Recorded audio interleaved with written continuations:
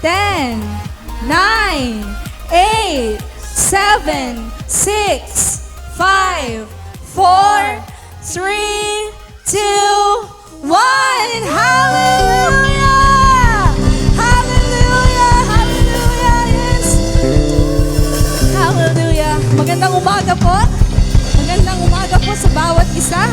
Tunay nga na napakasarap na magpuri sa ating Panginoon. Hallelujah! So the word of the Lord says in 2 Chronicles chapter 20 verses 15 to 17. He said, "Listen, King Jehoshaphat and all who live in Judah and Jerusalem. This is what the Lord says to you. Do not be afraid or discouraged because of this vast army, for the battle is not yours but God's. Tomorrow, march down against them. They will be climbing up by the pass of Ziz, and you will find them at the end of the gorge in the desert of Jeruel. You will not have to fight this battle. Take up your positions, stand firm, and see the deliverance the Lord will give you, O Judah and Jerusalem. Do not be afraid, do not be discouraged. Go out to face them tomorrow, and the Lord will be with you." Hallelujah! Hallelujah! Tunay nga, Panginoon, na lagi mo kaming sinasamahan sa aming battle. Hallelujah. Our battle for now is not ours, but it is your battle. Hallelujah. Yes, God. Yes, Jesus. Let's praise the Lord. Let's worship His name. Hallelujah. Hallelujah.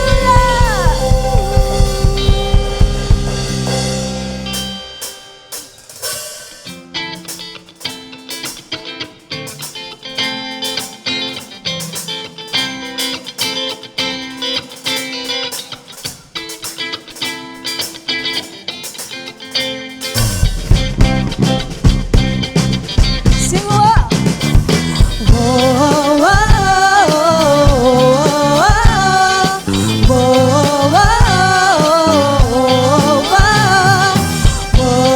whoa,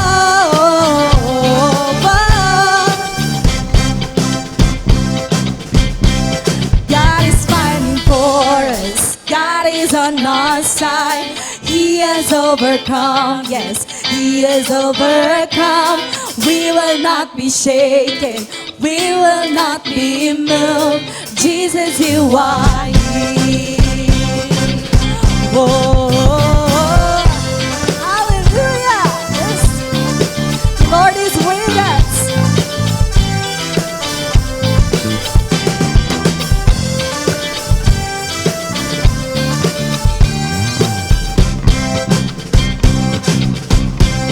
God is fighting for us. God is on our side. He has overcome. Yes, He has overcome. We will not be shaken. We will not be moved. Jesus, you are here. Yes, Jesus, you are here. Carrying our burdens, covering our shame. He has overcome. Yes, He has overcome. We will not be shaken. We will not be moved. Jesus, you are here. Sing, I will live. I will live. I will not die. The resurrection power of Christ alive in me, and I am free in Jesus' name. Hallelujah. In Jesus' name.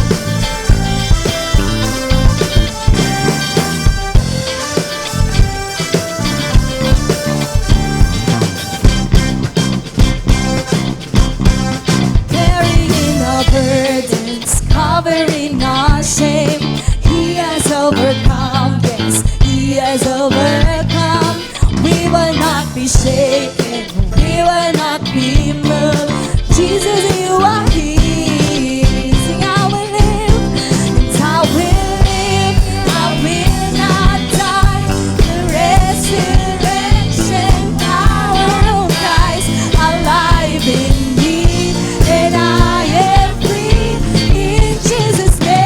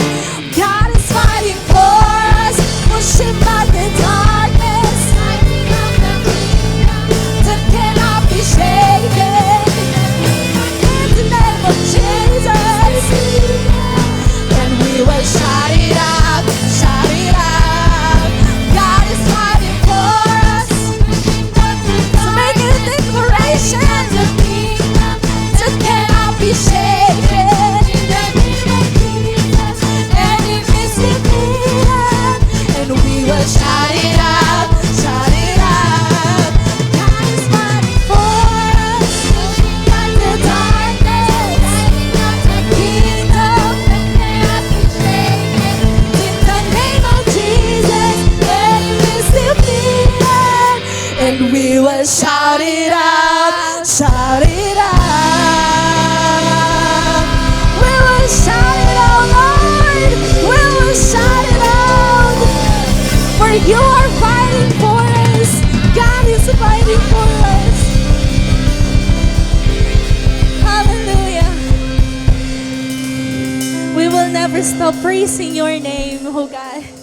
We will never stop praising your holy name, Jesus. For we know, God, that you have never lost the battle. Hallelujah. Lagi mo kami sinasamahan, Panginoon. Yes, Jesus. Thank you, God. Hallelujah.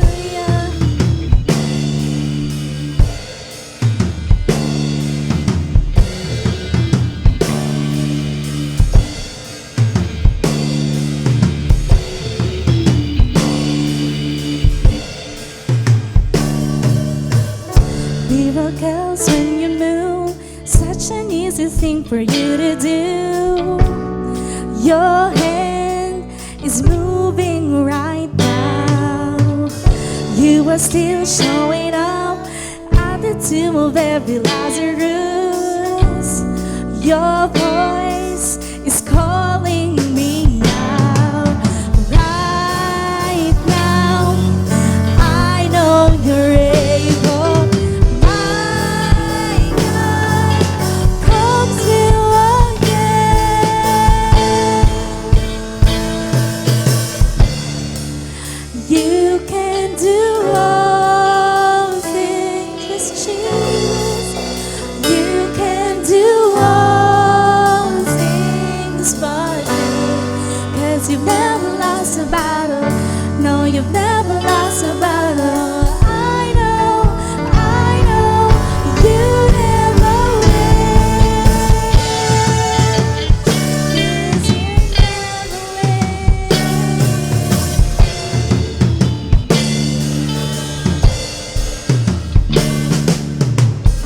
Everything's possible by the power of the Holy Ghost. A new wind is blowing right now, breaking my heart of stone. Take over like it's Jericho, and my walls are crashing down. Right now, I know you're able. My God, come through again.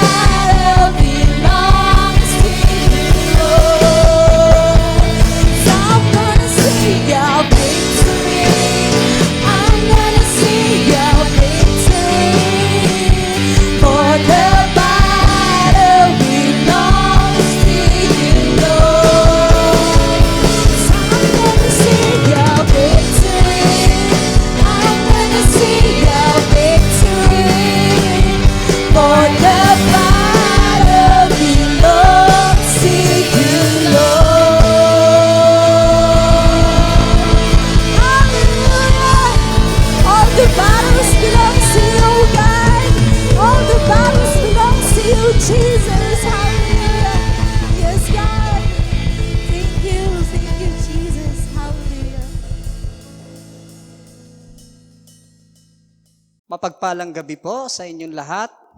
Andito po tayo ngayon muli sa Church of God General Trias West. At I feel so blessed, mga kapatid, because sa kabila ng ating nararanasan ngayon, di po ba alam naman natin na tayo ay mayroong pandemya. But still, God is good. Bakit po? Dahil He is working, really working, para lang po tayo maging connected to Him by having this midweek service through Facebook. Naka-online po tayo. So kayo naman, ang mga nandyan sa bahay, relax lang kayo dyan. At tayo po ay makinig sa salita ng Diyos. At sa kabila po ng mga problema natin, naniniwala po ako na ang Diyos ay nananatiling tapat sa ating lahat. Purihin ang Diyos. So tayo po ay sandaling manalangin. Hallelujah, Lord God. Lord, we glorify your name, O God.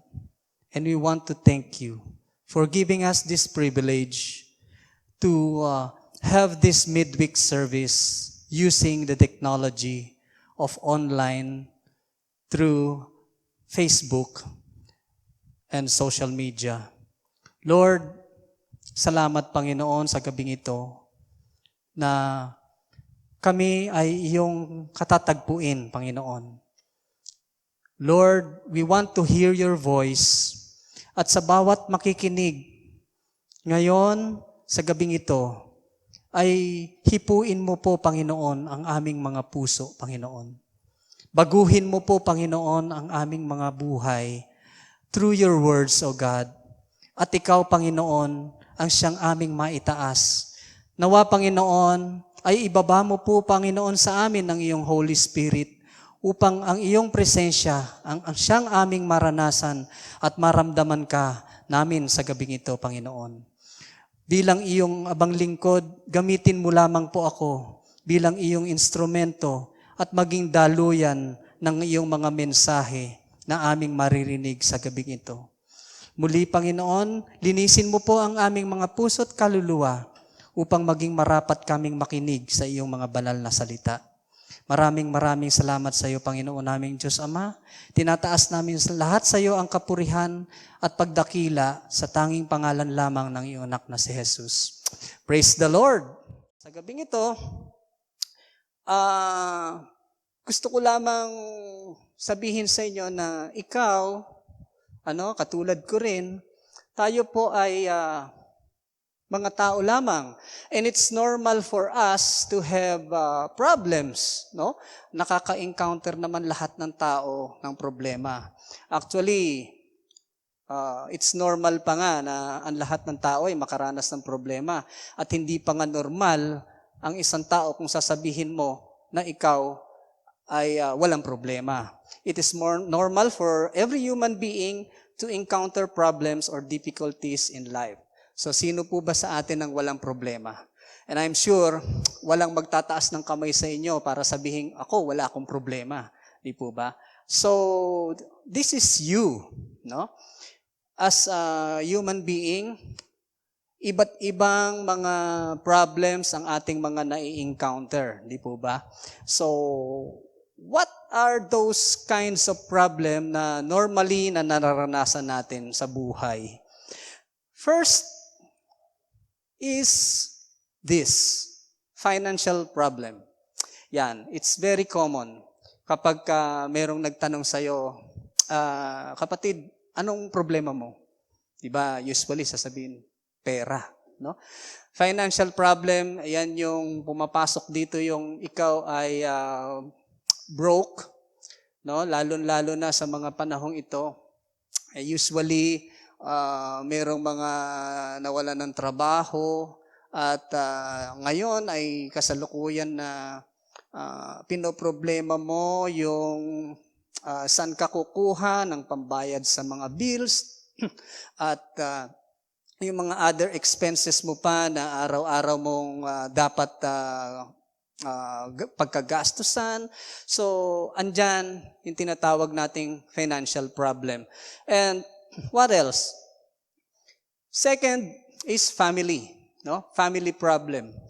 Kapag sa pamilya ninyo ay mayroong mga hindi pagkakasundo, no? Si nanay, si tatay ay hindi nagkakasundo, meron silang mga pagtatalo, or si anak at si nanay or si anak at si tatay ay hindi rin magkasundo. Dito pumapasok naman yung tinatawag nating family problem, no? Nagkakaroon ng family feud. Usually nga, connected din yung financial problem at yung family problem, ano? Dahil most common reasons why nagkakaroon ng family problem is nagkakaroon din po sila ng financial problem. At yun po, yung nagiging ugat kung bakit nagkakaroon ng problema sa pamilya.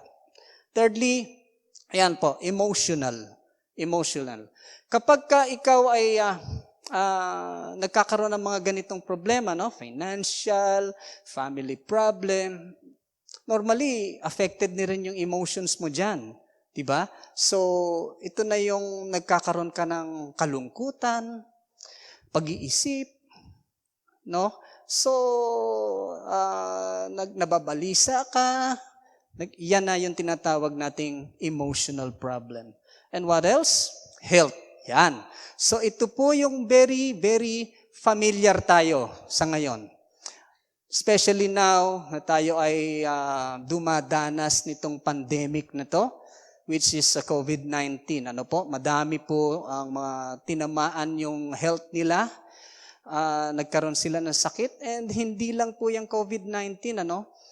May mga iba't ibang klaseng sakit din po tayong nararanasan. So kapag tayo po ay hindi malusog at tayo po ay may karamdaman, we have a health problem. Next is social problem. Ano po ba itong social problem na ito? Ito yung pagka ikaw ay yung pakikisalamuha mo sa iyong kapwa, no? Maaring ang mga kapitbahay mo hindi makasundo, no? Maaring ikaw ba yung pagdadaan ka sa tapat ng kapitbahay mo, parang feeling mo mayroong babaril sa iyo, no? Or papahabol ka ng kapitbahay mo sa Doberman, ano? Dahil hindi mo siya kasundo.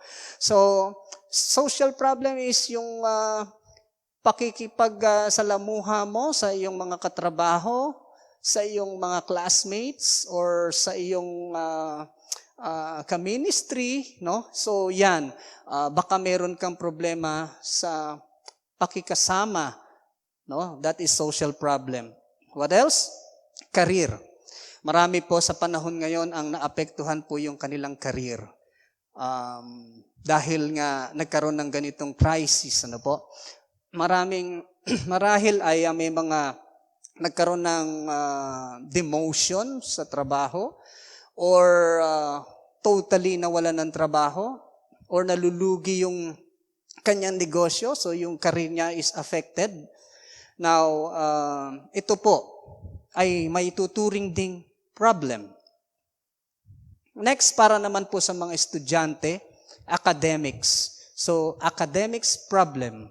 No, lalo na dito sa panahon natin ngayon, nakikita naman po natin na usually, ang ginagawa po ng mga schools ay naka-online po sila.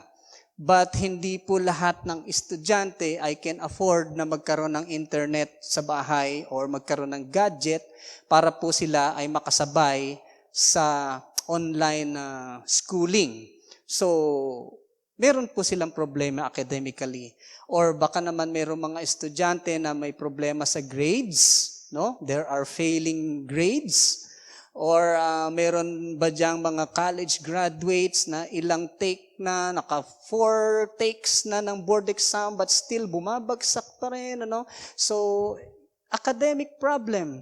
Kung wala kang pan-tuition, yan, pumapasok po yung problema sa academics. Sorry. Next is relationship. Relationship problem. Ano po ba ito? Ito na po yung mga katulad po ng sinasabi niya, what is your relationship? Complicated, no? So, maaring may problema ka sa iyong sweetheart, or heartbroken ka, no? Hindi lang yon, meron kang problema sa relationship mo sa iyong relatives, relationship mo sa iyong parents, no? Meron kayong hindi pagkakasundo, meron kayong hindi pagkakaunawaan, that is a relationship problem. Ito po yung mabigat sa lahat. Kapag ka nagkaroon ka na lang, spiritual problem. Spiritual problem, baka nanlalamig ka na sa pakikipag-ugnayan mo sa ating Panginoon, or affected na ba ng problema mo ang iyong spiritual life, no? Lalo na kung matagal na po tayo na hindi nakakapag-attend ng church physically. So, hindi ka ba nanlalamig dahil parang hindi mo na nararamdaman ang God sa buhay mo, and your spiritual life is getting down and weak, no? And what else? Yan. Pag pinagsama-sama na po itong problema, maaring magkaroon ka na ng psychological problem. At ito po yung mabigat at nakakatakot. Dahil baka magkaroon ka na ng depression dyan. Ano? Kapag ka na-stress ka ng na-stress, sasakit ang iyong ulo, kung ano-ano maiisip mo, at baka magkaroon ka na ng psychological problem. And pag pinagsama-sama po ang mga problemang ito, naku, yung maganda mong muka, baka po maging ganito. Ano po? Wag naman po sana. Kasi sabi nga, ang problema ay nakakapangit daw. Ano po? Hindi mo matatanggap yan na pumangit ka nang dahil sa problema mo, kapatid. I'm sure. And alam nyo, mga kapatid, it is normal for every human being to encounter problems or difficulties in life. Sino ba naman sa atin ang walang problema? Ano po? So, minsan, baka natatanong mo na sa sarili mo o natatanong mo na ang Diyos, Lord, bakit ako pa? Bakit ako pa ang binigyan mo ng mga ganitong problema? And our topic for tonight is about God's purpose behind your problems. Now, of course, we all believe in God's love, diba? So, but what are His purpose behind your problem? Now, you know, this inspires me. It gives me inspiration dito po sa nabasa ko kay Rick Warren. Ano po? Life is a series of problems, sabi po niya. Solving opportunities. The problems you may face will either defeat you or develop you depending on how you respond to your problems. No? Ang problema daw po, it's either it will defeat you or it may give you improvement or development to your personality. It is how you respond to your problem. Sabi nga po dito sa Psalm 57 verse 2, I cry out to God Most High, to God who fulfills His purpose for me. Dapat po nating maunawaan na ang buhay natin dito sa mundo ay palaging may kaakibat na problema. At ano nga ba ang mga dahilan kung bakit pinapahintulot ng Diyos ang mga problema sa atin? Ano po? So, katulad po ng nabasa natin kanina, life is a series of problem-solving opportunities. The problems you face will either defeat you or develop you depending on how you respond to them. Unfortunately, most people fail to see how God wants to use problems for good in their lives. Yan. They react foolishly and resent their problems rather than pausing to consider what benefit they might bring to them. Yan. Alam niyo po, ako nung bata pa ako, katulad po na nakikita ninyo sa picture ngayon, ako po ay nag-aaral lang noon nung elementary, even nung high school. Ayaw na ayaw ko po ng mathematics. Ano po? Dahil mathematics is full of problem solving.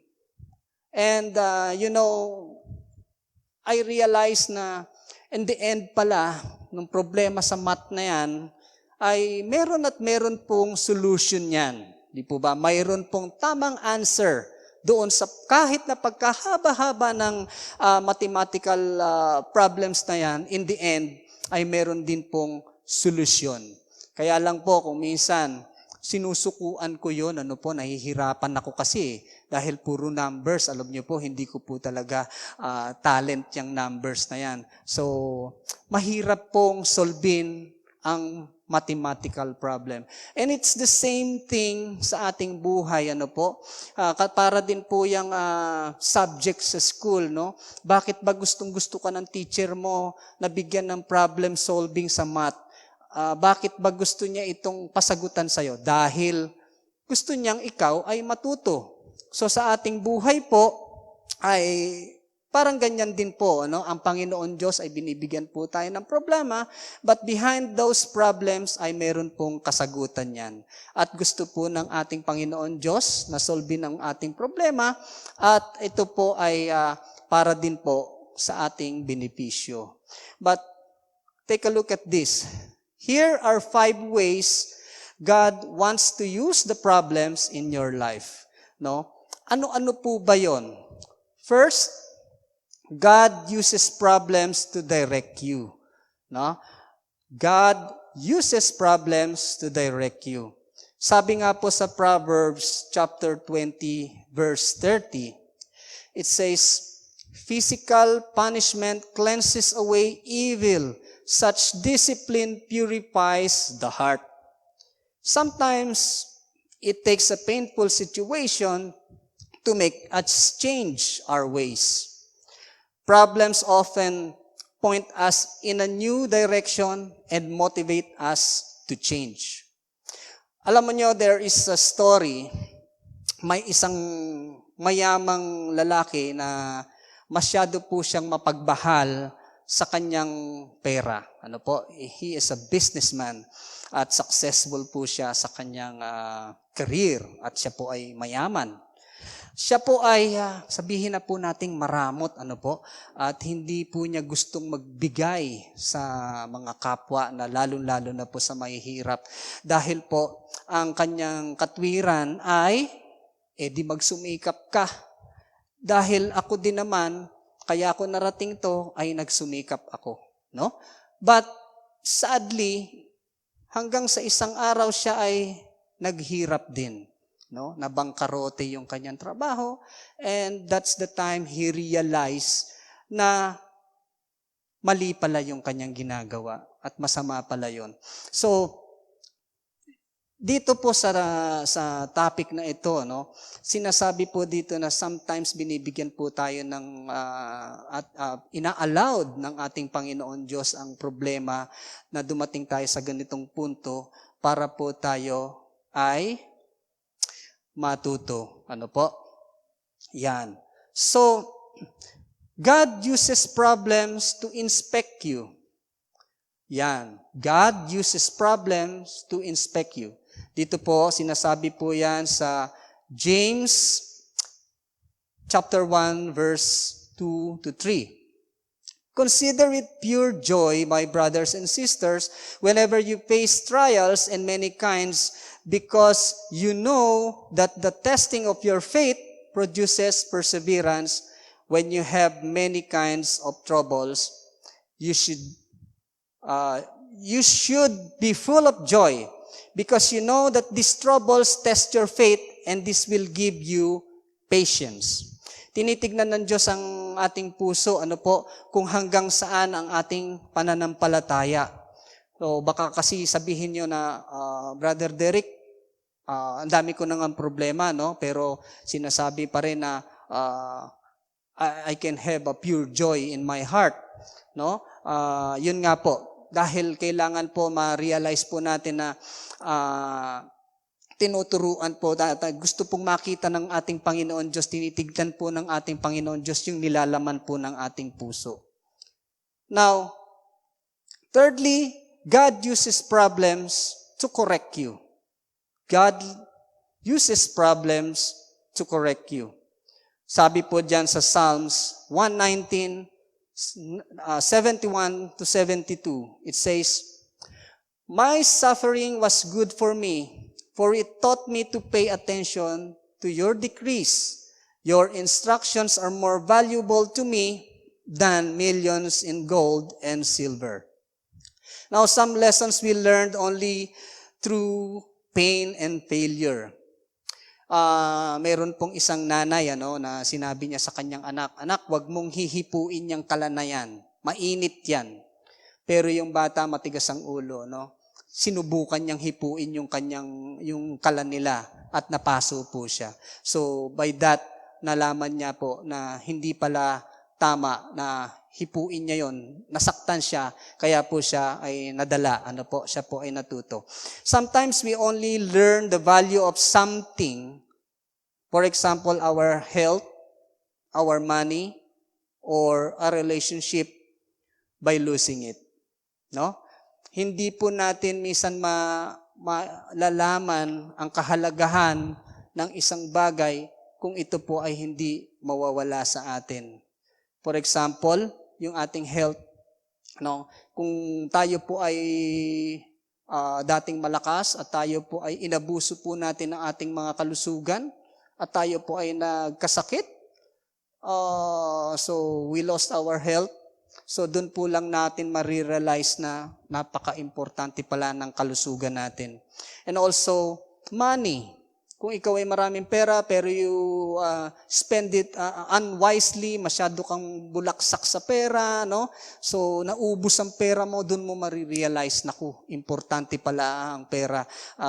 Hindi ko pala to dapat inabuso. And also the relationship, baka hindi ka maingat sa relationship mo sa iyong mga mahal sa buhay at hanggang sa nawala at nasira ang iyong relationship, dun mo nare-realize ang pagkakamali mo na hindi pala dapat ka naging abuso sa relationship mo sa iyong loved ones. So, what we need to do is to pray and ask God to correct our mistakes. And number 4, God uses problems to protect you. Again, God uses problems to protect you. Sabi po sa Genesis 50:20, "You intended to harm me, but God intended it for good to accomplish what is being done, the saving of many lives." Now, sabi po, a problem can be a blessing in disguise, if it prevents you from being harmed by something more serious.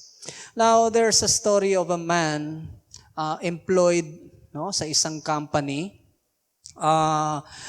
His boss is doing something which is not legal, Hindi po legal sa isang kumpanya yung ginagawa ng kanyang boss. At gusto po ng boss niya na gawin gawin niya yung bagay na hindi po tama, patungkol po sa kanilang trabaho. But this man refuses the instructions of his boss. And that's the reason why the boss fired him out.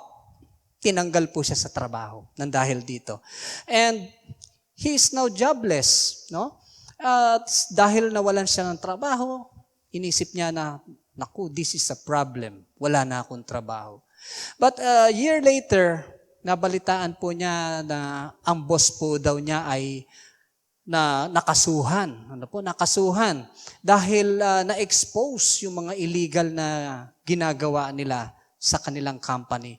And nung mabalitaan ito nung lalaki, sabi niya, naku, blessing in disguise pala yung pagkakatanggal ko sa trabaho. Kasi kung hindi ako natanggal doon at sumusunod ako sa boss ko sa gawaing mali, isa na ako sa nahuli at nakulong. Now, sabi nga po, ang problema kapag dumadating sa'yo, sometimes God is protecting you pala, na kailangan mong paranasan ito para ikaw ay sagipin niya sa tiyak na kapahamakan. Kaya nga po, alam nyo, hindi po tama yung mga kasabihan na kapag ikaw ay nagigipit, kumapit ka sa patalim. Kasi pag kumapit ka sa patalim, sigurado masusugatan ka. Sa halip, dapat kumapit ka sa kamay ni Jesus para tiyak na ligtas ka, kapatid. Number 5, God uses problems to strengthen you. God uses problems to strengthen you. In Romans 5:3-4, sabi po dito, we can rejoice too when we run into problems and trials, for we know that they help us develop endurance. And endurance develops strength of character.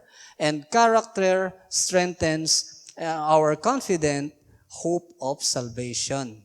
Now, problems when responded correctly are character builders. Example, kung gusto mong maging physically fit, gusto mong lumaki yung katawan mo, no? Para kang si Arnold Schwarzenegger. So, pwede ba yung wala kang ginagawa, no? Pahiga-higa ka lang, no? Ayaw mong mahirapan, pero lalaki yung katawan mo. No, hindi naman pwedeng magwo-workout yung kaibigan mo tapos ikaw yung lalaki ang katawan, di po ba? So, kailangan paghirapan mo yon, ano? Kung meron kang vision na gusto mong maging ganito yung katawan mo, you have to work it out.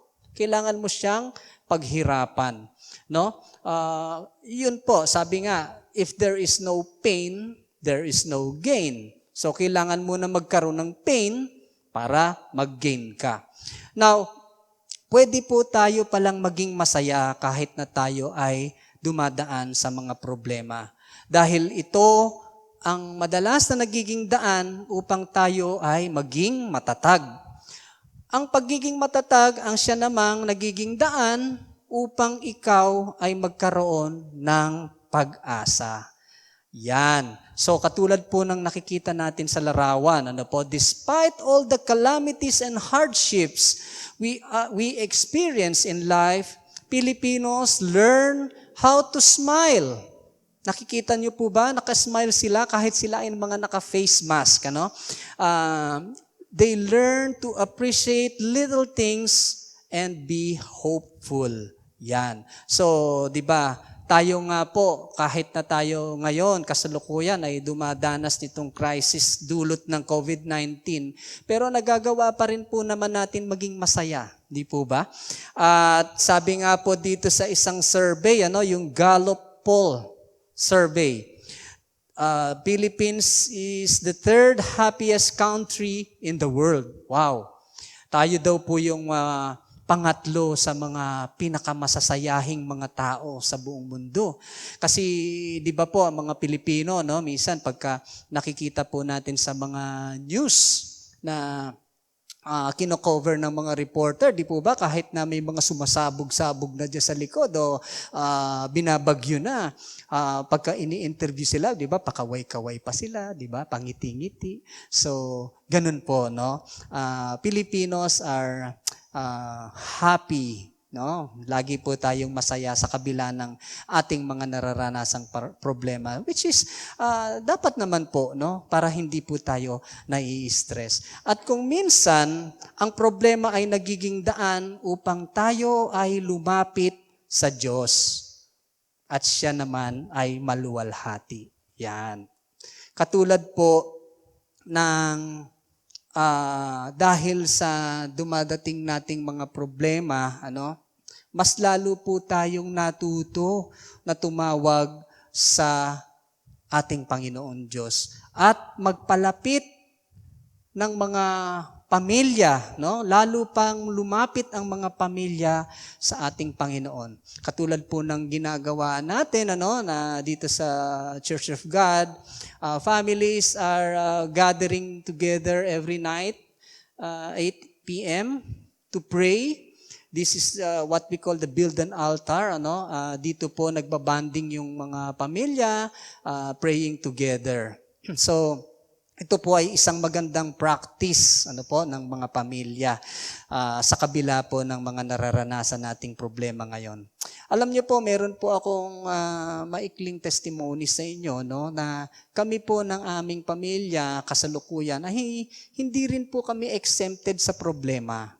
Ano po, kung ano po yung na-experience ng iba, ganun din po kami. We are just humans, ano? At pare-pareho po tayo nakakaranas ng problema sa financial, meron din tayong health problems, but hindi po ito naging hadlang sa aming pamilya para kami po ay mawalan ng pag-asa. I always tell my family, my wife, and my children na ito ay pagsubok sa atin ng Panginoon Diyos. Tayo ay dapat palalong magsumiksik sa ating Panginoon Diyos para sa Kanya tayo huhugot ng lakas. Ano po? Now, how this topic applies to our life, no? Ito po yung ating life application. Ano po ba ang dapat nating tandaan kapag dumadating ang mga problema? Una, letter P. Ano po? Sa word na problem, ang first letter po ay letter P. Pray. No? Kailangan unang-una maisip po natin kapag tayo may problema, siyempre ang ating Lord. We have to pray to Him. No? Siya muna ang ating takbuhan dahil nga may problema ka.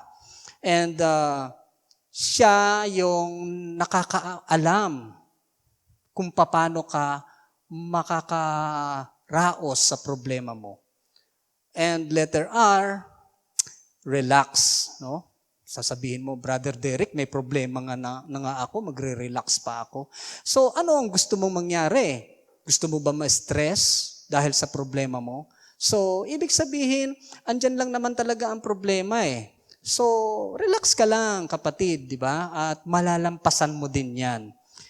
Next is O, organize. Baka naman, kaya nagkakaproblema ka ay hindi ka organize, no? Halimbawa, nagkaroon ka ng problema sa trabaho.